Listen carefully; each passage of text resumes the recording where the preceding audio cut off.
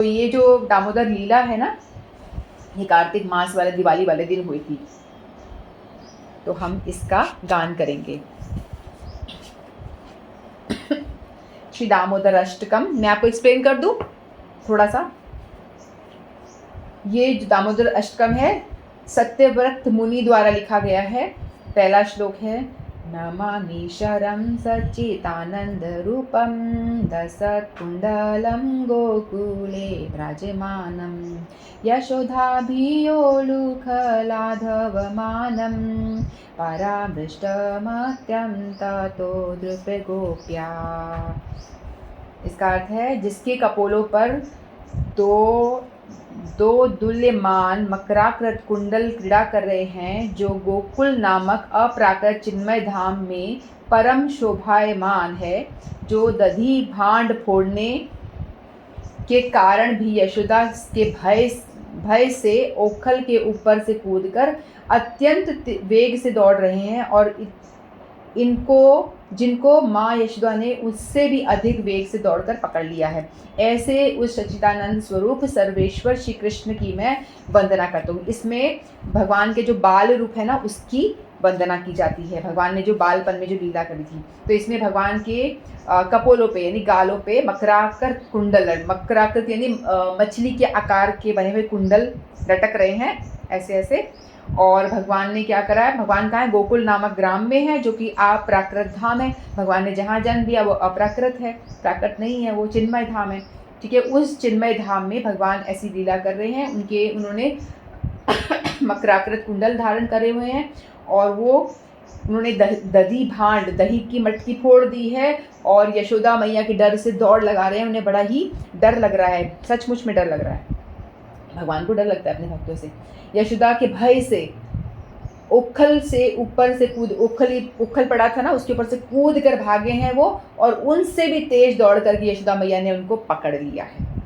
ठीक है, पहला वाला जो श्लोक है, ऐसे उस सच्चिदानंद स्वरूप सर्वेश्वर श्री कृष्ण को मैं वंदना करता हूँ। ये सत्यव्रत मुनि कह रहे हैं कि ऐसे भगवान, उस सच्चिदानंद भगवान की मैं वंदना करता हूँ।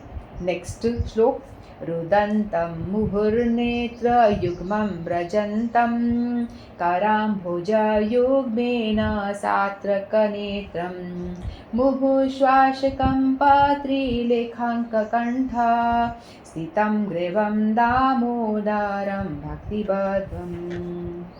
मैया के हाथ में छड़ी को देखकर मार खाने के भय से जो रोते रोते बारंबार अपनी दोनों आँखों को अपने हस्त कमल से मल रहे हैं। मैया डांट लगा रही है, हाथ में छड़ी है मैया के गुस्से में, तो वो डर के मारे अपनी आंखों को ऐसे ऐसे करके रोते रोते अपनी आंखों को मसल रहे हैं। जिनके नेत्र युगल भय से अत्यंत विवल है, आंखों में डर, छोटा बच्चा होता है कैसे डरता है ना, उस तरह से आंखों में डर भरा हुआ है कि माँ मारना नहीं, ऐसे करके नहीं करते बच्चे, इस तरह से डर रहे हैं बहुत बुरी तरह से। आंखों में काला काला काजल जो है फैल गया है।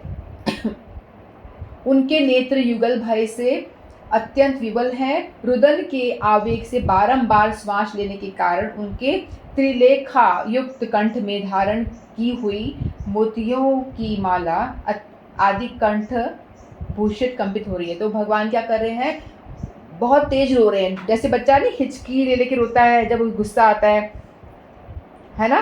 तो इनको तो पता है, देखो क्या नाम है इनका बता रही है, इनके छोटे छोटे बच्चे तो बच्चा हिचकी ले लेकर के, श्यामा जी, हाँ, तो बच्चा को जब डांट लगाती, मार पड़ती है, तो ऐसे ऐसे करके नहीं रोते बच्चे हिचकी ले लेकर के, उस तरह से कृष्ण रो रहे हैं। और उनके 3 कंठ, गले में 3 कंठ लाइन बनी हुई है, त्रिकंठ 3 लाइन बनी है, तो और उस पर माला सुशोभित हो रही है। और जैसे जैसे भगवान ऐसी हिचकी ले लेके हंस रो रहे हैं, तो माला भी हिलती डुलती जा रही है।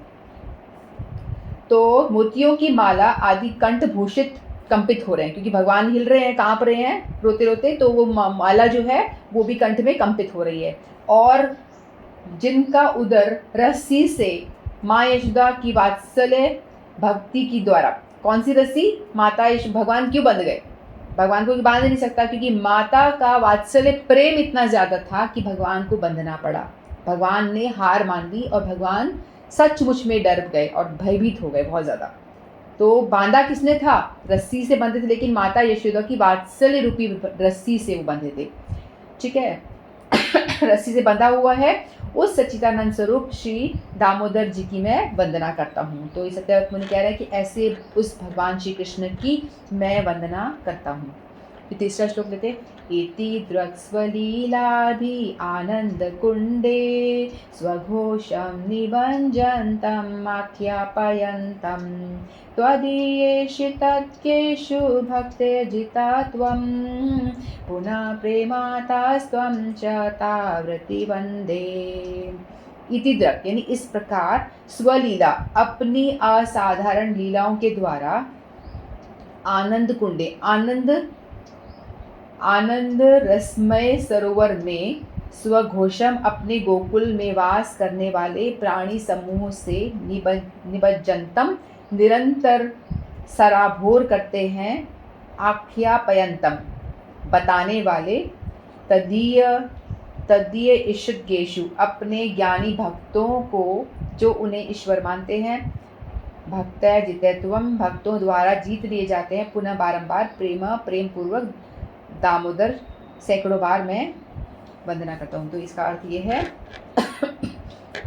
जो इस प्रकार दाम बंधन आदि रूप बाल्य लीलाओं के द्वारा गोकुल वासियों को आनंद सरोवर में नियत काल सरोवर सराभोर करते रहते हैं।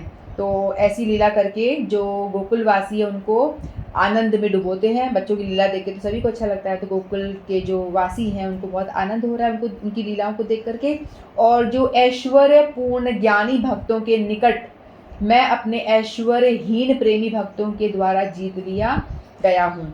जो ज्ञानी भक्त हैं वो बेचारे तपस्या करते बैठे रह जाते हैं, उनके पास तो भगवान आते नहीं, उनके ध्यान में भी नहीं आते। लेकिन जहाँ जो प्रेमी भक्त हैं भगवान उनसे उनके ध्यान में आना छोड़ो, उनसे तो वो बंध और जाते हैं। तो ऐसा भाव प्रकाश करते हैं उन दामोदर श्री कृष्ण की मैं प्रेम पूर्वक बारंबार वंदना करता हूँ। दामोदर क्यों? दाम यानी रस्सी, उदर यानी पेट, तो पेट में रस्सी को बांधा था, इसीलिए दामोदर भगवान का नाम एक दामोदर पड़ गया कि भगवान के उदर पे दाम से यशोदा मैया ने बांध दिया था, तो इसीलिए भगवान है दामोदर। वरम देव मोक्षम न मोक्षम वधिम न चान्यम वणेहम वरेशादपीह इदं ते पुरुनाथ गोपाल बालम सदा मे मनस्या वीरास्तां किमान्दे। हे देव, यद्यपि आप सब प्रकार के वर देने में पूर्ण समर्थ हैं, तो भी मैं आपके चतुर्थ पुरुषार्थ रूप मोक्ष या मोक्ष की चरम सीमा रूप श्री वैकुंठ आदि लोक की नहीं चाहता, और न ही मैं श्रवण कीर्तन आदि नवदा भक्ति द्वारा प्राप्त किए जाने वाले कोई दूसरा वरदान भी आपसे मांगता हूँ। हे नाथ, मैं तो बस यही चाहता हूँ कि ये आपका वृंदावन स्थित यह बाल गोपाल रूप ही मेरे हृदय में नित्य काल विराजमान रहे। मुझे अन्य किसी वृंदावन से कोई प्रयोजन नहीं है। तो सत्यव्रत मुनि कह रहे हैं कि मैं जो आपकी तपस्या कोई तपस्या करते हैं ना, पुरुषार्थ करते हैं, तपस्या करने के बाद में वो सत्यव्रत मुनि ज्ञानी भक्त हैं ये, तो बोलते कि मैं अपनी तपस्या का ये फल नहीं चाहता कि तुम मुझे कोई मोक्ष दे दो या कोई वैकुंठ धाम भेज दो, मुझे और कोई मेरी कामना नहीं है, इस तरह की कोई डिज़ायर नहीं है कि इसके बदले मुझे ये दे दो वो दे दो, जो भी मुक्ति भी नहीं चाहिए मुझे, वैकुंठ जाने को भी नहीं चाहिए। बस मेरी एक ही कामना है। क्या कामना है? कि आपका जो ये वृंदावन स्थित ये बाल गोपाल रूप जो है आपका, जो आपका ये आप लीला कर रहे हो, ये रूप सदैव मेरे हृदय में नित्य निरंतर विराजमान रहे, हमेशा के लिए नित्य विराजमान रहे। मुझे अन्य किसी वरदान से कोई प्रयोजन नहीं है, और कोई मुझे वरदान नहीं चाहिए। ये ऐसा कौन कह रहे हैं? सत्यव्रत मुनि, जिन्होंने ये दामोदर अष्टकम लिखा है। 5वां इदं ते मुखाम्भोजमक्तं तनीले व्रतं कुन्तालये स्निग्धरक्तैश्च गोप्या मुहुश्चुम्बितं बिम्बरक्तां धरं मे मनस्या विरास्तालम दक्षलाभे। हे देव, अत्यंत श्याम वर्ण और कुछ कुछ लालिमा लिए हुए घुंघराले बालों से घिरा हुआ तथा माँ यशोदा के द्वारा बारंबार चुंबित आपका मुख कमल और पके हुए बिंब फल की भांति अरुण अधर पल्लव मेरे हृदय में सर्वदा विराजमान रहे। मुझे लाखों प्रकार के दूसरे लाभों की आवश्यकता नहीं है। तो सत्यव्रत मुनि कह रहे हैं कि भगवान का जो सुंदर रूप है उसका वर्णन कर रहे हैं कि भगवान के जो केश हैं वो काले काले घुंघराले बाल हैं और उस पर श्यामल वर्ण, भगवान का श्यामल वर्ण है और उसमें कुछ कुछ लालिमा लिए हुए, क्योंकि भगवान को थोड़ा गुस्सा मतलब डर भी लग रहा है तो लालिमा चेहरे पे थोड़ी छाई हुई है और घुंघराले बाल हैं। और यशोदा मैया जो है उनके जब उनको पकड़ती हैं फिर उनके सुंदर चेहरे को बार बार चुम्बन कर रही हैं। और ऐसा सुंदर, और जो होठ है उनके वो बिंबा एक तरह का फल होता है जो लाल लाल सा होता है, तो वो बिंबा फल की भांति आपके जो सुंदर होठ हैं ऐसे लाल लाल हैं। तो ऐसा सुंदर जो आपका रूप है वो हमेशा मेरे हृदय में निरंतर वो विराजमान रहे, हृदय में सर्वदा विराजमान रहे और मुझे कोई भी कामना नहीं है। मुझे लाखों प्रकार के दूसरे लाभों की कोई आवश्यकता नहीं और कुछ मुझे नहीं चाहिए, सिर्फ आपका ये स्वरूप मेरे हृदय में निरंतर रहे। फिर 6 श्लोक लेते हैं। नमो देव दामोदरारंत विष्णु प्रसीद प्रभो दुख जालातिमग्नं कृपा दृष्टि वृषयाति दीनं बतानु ग्रहणेश मामेद्य क्षीद्रस्य। हे देव, हे भक्तवत्सल दामोदर, हे अचिंत शक्तियुक्त अनंत, हे सर्वव्यापक विष्णु, हे मेरे ईश्वर प्रभो, हे परम स्वतंत्र ईश, मुझ पर प्रसन्न होए। वो कह रहे हैं कि मुझ पर प्रसन्न होए, मैं दुख समूह रूप समुद्र में डूबा जा रहा हूँ, अतएव आप अपनी कृपा दृष्टि रूप अमृत की वर्षा कर मुझ अत्यंत दीनहीन शरणागत पर अनुग्रह कीजिए एवं मुझे साक्षात रूप से दर्शन दीजिए। तो भगवान की स्तुति कर रहे हैं, भगवान को विभिन्न नामों से वो संबोधन कर रहे हैं। भक्तवत्सल कह रहे हैं, दामोदर कह रहे हैं, अच्युत शक्तियुक्त है आप हो, सर्वव्यापक हो आप वो ईश्वर हो, हे प्रभु, हे परम स्वतंत्र आप हो, तो आप मुझ पे दया करें, अपनी कृपा दृष्टि मुझ पे डालें। उनको तो पता है ना कि भगवान कौन है, लीला कर रहे हैं, लेकिन वो हैं कौन, सबके बाप के बाप है ना तो वो है वो, तो इसलिए उनकी लीला देख कर के वो आनंदित हो रहे हैं। तो कहते हैं कि आप अपनी कृपा दृष्टि रूप अमृत की वर्षा, अपनी दृष्टि मुझ पर डालें और अमृत की वर्षा करें मुझ पर और मुझ शरणागत पे आप कृपा करें। तो ऐसा दीनहीन होकर के सत्यव्रत मुनि भगवान से प्रार्थना कर रहे हैं। कुबेरात्मजो भद्र मृत्युव यद्वत् त्वया मुचितो भक्ति भाजो कृतो च तथा प्रेम भक्तिं स्वकामे प्रयच्छ न मोक्षे ग्रहो मेस्ति दामोदरेह। हे दामोदर, जिस प्रकार आपने दामोदर रूप से स्वयं ओखल से बंधे रहकर भी नारद के शाप से कुबेर के दोनों पुत्रों का नल, कुबर और मणिग्रीव नामक वृक्षों से उद्धार कर उन्हें परम प्रयोजन रूप अपनी भक्ति भी प्रदान की है, इसी प्रकार मुझे भी आप अपनी प्रेम भक्ति प्रदान कीजिए। यही मेरी एकमात्र आग्रह है, किसी भी अन्य प्रकार का मोक्ष के लिए मेरी तनिक भी आग्रह नहीं। हम लोग तो ज़्यादातर मोक्ष मिल जाए, मुक्ति मिल जाए, यही मांगते हैं ना। तो सत्यव्रत मुनि को ये नहीं चाहिए। तो नल, कुबेर और मणिग्रीव ये नामक ये 2 देव पुत्र थे। तो एक दफ़ा क्या होता है, ये लोग सरोवर में स्नान कर रहे होते हैं और कुछ स्त्रियों के साथ में और नग्न अवस्था में स्नान कर रहे थे। उतने में वहाँ से नारद मुनि जाते हैं। तो नारद मुनि को देख करके जो स्त्रियाँ होती हैं तो वो तो अपने आप को ढक करके साइड में हो जाती है, उनका रिस्पेक्ट करती हैं। लेकिन ये दोनों जो होते हैं नलकुबर और मणिग्रीव, ये लोग क्या करते हैं, उनका इग्नोर कर देते हैं और उनकी इंसल्ट भी कर देते हैं कि तुम कहाँ से आ गए, हम आराम से अपना क्रीड़ा कर रहे थे, आनंद आ रहा था, कहाँ से आ गए। तो इस तरह से ना उनको प्रणाम करते हैं, उल्टी अपशब्द कहते हैं। तो वो क्या करते हैं, नारद मुनि उनको श्राप दे देते हैं कि तुम लोग ऐसा करो, तुम वृक्ष बन जाओ। श्राप दे देते कि तुम वृक्ष बन जाओ, तुम्हारा जो कर्म है, तुम्हारे अंदर शर्म हया नहीं है, तो कपड़े नहीं पहन रखे और तुम सरोवर में ऐसे ही, और किसी संत के आने पे तो कम से कम तुम्हें सम्मान करना चाहिए ना, तुम वो भी नहीं कर रहे हो, तो तुम वृक्ष बन जाओ, तुम्हें कपड़े पहनने का शौक नहीं है तो वृक्ष भी नंगा रहता, तुम भी नंगे रहना। इस तरह से उनको वृक्ष बनाते। फिर वो उनको समझ में आता भाई बहुत बड़ा अपराध हो गया, नारद मुनि ने तो श्राप दे दिया, तो भयंकर अपराध बन गया, तो वो उनके चरणों में गिर जाते हैं और कहते हैं कि हमें क्षमा कर दीजिए, आइंदा ऐसा नहीं होगा। तो कहते हैं अब तो श्राप मैंने दे दिया, वापस तो मैं दे नहीं सकता, लेकिन मैं एक काम कर सकता हूँ कि तुम जो ये वृक्ष बनोगे, ये तुम बनोगे यशोदा मैया के मतलब उनके एरिया में, उनके घर के आगे। तो ये जो नल कुबेर, ये दोनों क्या बन जाते हैं, ये वृक्ष बन जाते हैं वहाँ पे। नल कुबेर नाम होता है, एक का नाम होता है मणिग्रीव। तो ये दोनों वृक्ष बन जाते हैं उन्हें ये गोकुल में, यशोदा मैया के आंगन में। तो वहाँ पर जब ये उखल से बंधे होते हैं, भगवान कृष्ण को यशोदा मैया उखल से बांध देती हैं, तो बंधे हुए वो बांध करके काम करने चली जाती हैं कि तुझे मैं बांध देती हूँ, तू बहुत बदमाश है, तू बहुत परेशान करता है, तेरे को मुझे सबक सिखाना ही पड़ेगा, हमेशा तेरी जो गोपियाँ हैं कंप्लेन करती रहती हैं, तू बिगड़ जाएगा नहीं तो, और बहुत ही मतलब बिगड़ते चले जा रहा है, तो पनिशमेंट देना बहुत ज़रूरी है। तो उसको उखल से बांध के मैया काम करने चली जाती हैं। तो वो क्या करते हैं, भगवान जो उखल लेकर के, उखल बीच में बंधे हैं और दो साइड में पेड़ हैं, ठीक है, ऐसे दो साइड में पेड़ हैं और वो बीच में से ऐसे पास करते हैं। तो उखल जो साइड से, जैसे उखल ये दोनों साइड वृक्ष हैं और वो ऐसे पास करते, उखल से वो दोनों पेड़ जो होते हैं गिर जाते हैं।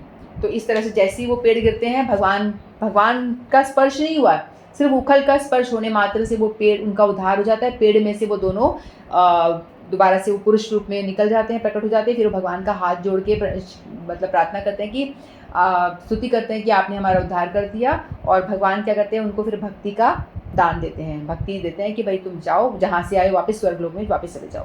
तो सत्यव्रत मुनि कह रहे हैं कि आपने नलकुबेर और मणिग्रीव नामक जो ये वृक्ष योनि में खड़े हुए थे हज़ारों हज़ारों सालों से, आपने उनका उद्धार कर दिया था, तो आप मेरा भी उद्धार करिए, मुझे भी भक्ति का दान दीजिए, ऐसा सत्यव्रत मुनि कहते हैं। इसी प्रकार मुझे भी आप अपनी प्रेम भक्ति प्रदान कीजिए जैसे आपने उन्हें प्रदान की थी। यही मेरी एकमात्र आग्रह है, किसी भी अन्य प्रकार के मोक्ष के लिए मेरा तनिक भी आग्रह नहीं। कहते कि मुझे और कोई मोक्ष नहीं चाहिए, कोई तरह की मुक्ति नहीं चाहिए, और मेरा कोई भी आग्रह नहीं है, ऐसा सत्यव्रत मुनि कह रहे हैं। 8वां श्लोक लेते हैं। नमस्ते सुदाम्ने स्फुरदीप्तिदाम्ने त्वदीयदोरायाथ विश्वशधाम्ने नमो राधिकाये त्वदीयप्रियाय नमो नन्दलीलाय देवाय लोभ्यं नमो राधिकाये त्वदीयप्रियाय नमो राधिकाय त्वदीयप्रियाय नमो नन्दलीलाय देवाय लोभ्यं। तो यहाँ पे लास्ट श्लोक है, इसमें कह रहे हैं सत्यव्रत मुनि, हे दामोदर, आपके उदर को बांधने वाली माँ यशोदा की वात्सल्य रूप, माता यशोदा ने तो अपने वात्सल्य रूप से बांधा था, ठीक है, और महान रज्जु को प्रणाम करता। अब भगवान ये सत्यव्रत मुनि क्या कर रहे हैं, उस रज्जु यानी उस रस्सी को प्रणाम कर रहे हैं कि वो रस्सी का क्या भाग्य है। मैंने कहा ना, वहाँ पे हर एक चीज़ का चिन्मय रूप होता है, दही भी बोल सकता है, दूध भी बोल सकता है, रस्सी भी चिन्मय, सब कुछ प्राण है, हर कोई बोल भी सकता है। तो भगवान कह रहे हैं, सत्यव्रत मुनि कह रहे हैं कि उस रज्जु का क्या भाग्य है जिसने कि आपके उदर को बांधा है, ठीक है। तो उस महान रज्जु को प्रणाम है, निखिल ब्रह्म तेज के आश्रय और संपूर्ण विश्व के आधार स्वरूप आपके उदर को नमस्कार करते हैं। भगवान के उदर में क्या है, हम सभी जानते हैं। यशोदा मैया को जब वो मुंह खोल के दिखाया था तो सारा ब्रह्मांड, अनंत ब्रह्मांड मुंह में दिखा दिया था भगवान ने ना। जब मिट्टी खाई थी छोटी से जब थे, तो यशोदा माँ ने अपने आप को भी देखा था मुख में कि वो खुद भी बैठी हुई हैं, और भगवान खुद भी बैठे हैं मुंह खोल के, यशोदा माता भी बैठी हैं, और अनंत ब्रह्मांड यूँ गोल गोल गोल गोल घूमते चले जा रहे हैं। तो उस रस्सी को मैं प्रणाम करता हूँ जिसने ऐसे भगवान के पेट में, जिसमें कि अनंत अनंत अनंत ब्रह्मांड समाये हुए हैं, उसको बांध दिया।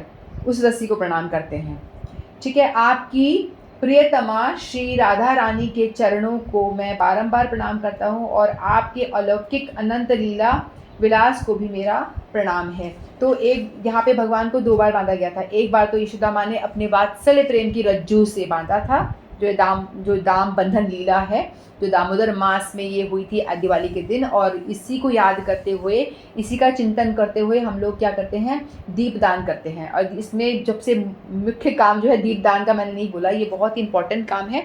तो दीपदान का बहुत ज़्यादा महत्व है इस महीने, ठीक है। तो हम लोगों को चाहिए कि हम खुद भी दीपदान करें 2 टाइम, और अपने बच्चों से भी करवाएं, जो जो हमारे प्रिय हैं, जिनका हम भला चाहते हैं, जिनका हम चाहते हैं कि इसका कल्याण हो, तो हर एक उस जीव से हम दीपदान अवश्य करवाएं। यदि हम मंदिरों में भी जाते हैं तो वहाँ पे दीपदान करने के लिए, जैसे अक्षय पात्र जाओगे तो वहाँ पे दीपदान के लिए आप दीप रखे होते हैं, सब लोग दीपदान करते हैं। और दीपदान हम तिल के तेल का कर सकते हैं, घी का कर सकते हैं, और कई लोग तो क्या करते हैं, तुलसी की जो काष्ठ होती है ना, उस पर रुई लगा के उससे भी दीपदान करते हैं। उससे भी दीपदान करने से और ज़्यादा महिमा है इसकी। तो यहाँ पे बताया कि एक बार तो यशोदा माँ ने बांधा था, फिर दूसरी बार एक दफ़ा क्या होता है, भगवान कृष्ण राधा रानी से मिलने के लिए आने में देर हो जाती है उनको, तो कहीं और चले गए होते हैं, जैसे वो है ही नटखट, तो वे पहुँचते हैं, तो फिर जो उनकी सखियाँ हैं सारी, वो सब मिल करके जो पेड़ पे लता होती है ना, उस लता से सारी सखियों ने भगवान कृष्ण को बांध दिया था। तो एक दफ़ा तो यशोदा मैया ने बांधा था, और दूसरी बार एक बार राधा रानी ने भी पकड़ के अपनी सखियों के साथ में भगवान को बांध दिया था, कि बहुत भागता है इधर उधर, बंधा रहे, लता से बांध दिया था। तो कहते कि उस राधिका को मैं प्रणाम करता हूँ जिन्होंने कि आपको बांध दिया था। लास्ट में स्तवत मुनि वात्सल्य लीला करते करते माधुर्य लीला पे पहुँच गए, कि राधा रानी ने भी अपने प्रेम से, माधुर्य प्रेम से भगवान कृष्ण को बांध के रखा हुआ है। तो पहले तो वो स्टार्टिंग में तो वात्सल्य भाव से बंध रहे हैं, फिर बाद में माधुर्य भाव से भी भगवान राधा जी के द्वारा बंधे जाते हैं। तो ये कार्तिक मास में हम लोगों को चाहिए कि हम लोग दीपदान करें डेली। तो इसमें और टाइम ले लेती थोड़ा सा। तो एक बार भगवान कृष्ण ने सत्यभामा जी ने भगवान कृष्ण को पूछा कि मैंने ऐसा क्या किया था कि मुझे आपकी पत्नी होने का सौभाग्य मिला। तो इसमें वो बताती है कि पहले एक दफ़ा भगवान कृष्ण कहते हैं कि तुम पहले एक ब्राह्मण की बेटी थी, ठीक है, गरीब ब्राह्मण की बेटी थी, और तुमने नियम लिया था कार्तिक में तुम डेली कार्तिक स्नान करोगी, और तुम जाके यमुना जी में डेली स्नान करा करती थी। लेकिन एक दफ़ा क्या होता है, तुम बहुत बीमार हो जाती हो, तुम्हें फीवर, बहुत तेज़ बुखार आ जाता है, लेकिन तुमने अपने नियम को नहीं तोड़ा, और तुम बुखार की हालत में भी तुम गई, और तुमने यमुना जी में सुबह सवेरे 4 बजे उठ करके स्नान किया, और तुमने इस मतलब कंटिन्यू रखा स्नान को, नियम को भंग होने नहीं दिया। और परिणाम ये हुआ कि तुम बहुत ज़्यादा ठंडे पानी में स्नान कर रही थी सरोवर में जाके, तो तुम्हारी फीवर जो था और बढ़ गया, और तुमने वहीं पे प्राण त्याग दिए। एक तो तुमने प्राण कार्तिक मास में त्यागे, दूसरा यमुना स्नान करते हुए, यमुना जी को स्पर्श करते हुए त्यागे। तो प्राण तो तुमने त्यागे, लेकिन उसका परिणाम ये हुआ, तो तुमने कार्तिक मास को नियम जो था उसको तुमने भंग नहीं किया, तो इसके परिणामवश तुम्हें मेरी पत्नी होने का सौभाग्य मिला। तो ऐसा बहुत महिमा बताई गई है, जो नियम का पालन करता है उसको बहुत अनंत फल मिलता है। एक और छोटी सी कथा आती है, एक दफ़ा एक चुहिया होती है, तो कार्तिक मास की एकादशी की बात है, ये शास्त्रों में ये कथाएँ आती हैं। तो एक दफ़ा दीप मंदिर के आगे, भगवान के आगे, दामोदर भगवान के आगे दीप रखा होता है, तो चुहिया घी खाने के लिए आती है। तो घी खाने के लिए बत्ती को हिलाती है, और जैसे ही वो बत्ती को खाना चाहती है, तो बत्ती जो होती है वो गर्म होती है, मतलब जल रही होती है, वो बुझी नहीं होती। तो उतने में जो चुहिया के बाल होते हैं ना, उस पर वो आग लग जाती है। फिर वो चुहिया को गर्म लगता है, वो जलने लगती है चुहिया। फिर वो अपने जल रही है इसे, वो गोल गोल घूमना शुरू कर देती है, और बत्ती उसके ऊपर लगी हुई है मुंह में, और वो गोल गोल घूमना शुरू कर देती है।